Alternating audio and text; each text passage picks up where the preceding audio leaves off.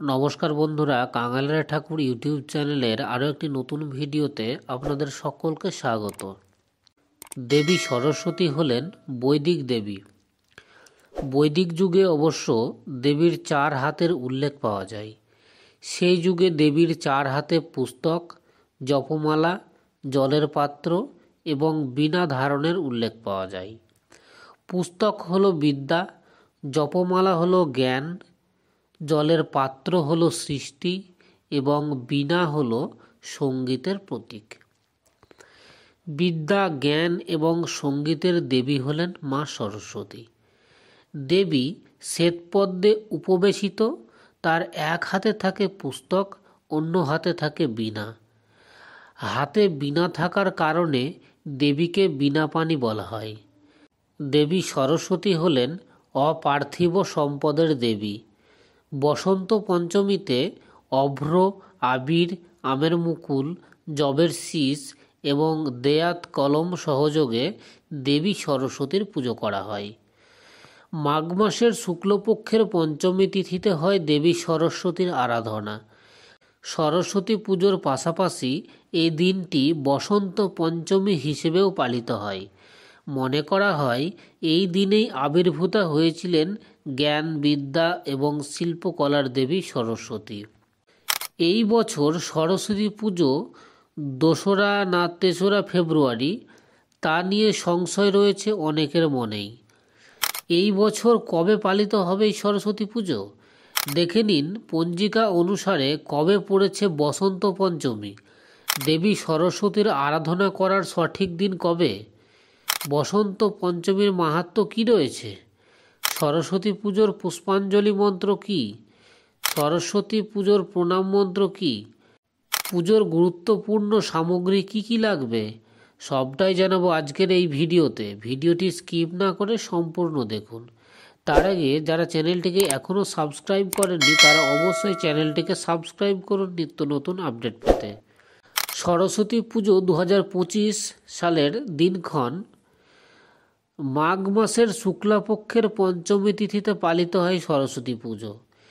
দিকপঞ্জিকা অনুসারে পঞ্চমী তিথি পড়েছে 2রা ফেব্রুয়ারি 2025, বাংলা 19শে মাঘ 1431, রবিবার সকাল 9টা বেজে 14 থেকে 3রা ফেব্রুয়ারি 2025, বাংলা 20 মাঘ 1431, সোমবার সকাল 6টা বেজে 52 পর্যন্ত।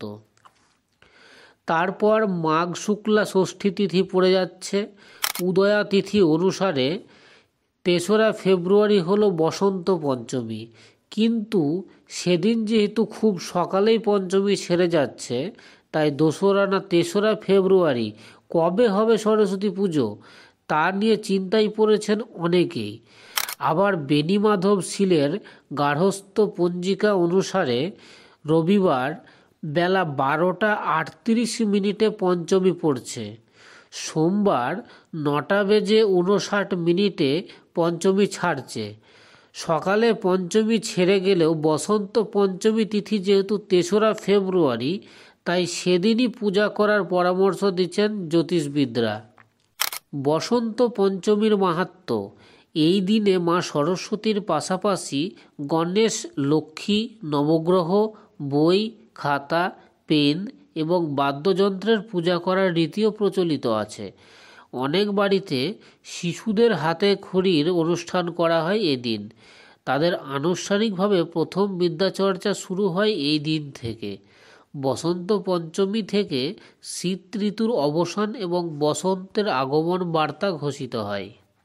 সরস্বতী পুজোর পুষ্পাঞ্জলি মন্ত্র: ওং জয় জয় দেবী চর চর সারে, কুচযুগ শোভিত মুক্তাহারে, বীণারঞ্জিত পুস্তক হস্তে, ভগবতী ভারতী দেবী নমঃস্তুতে।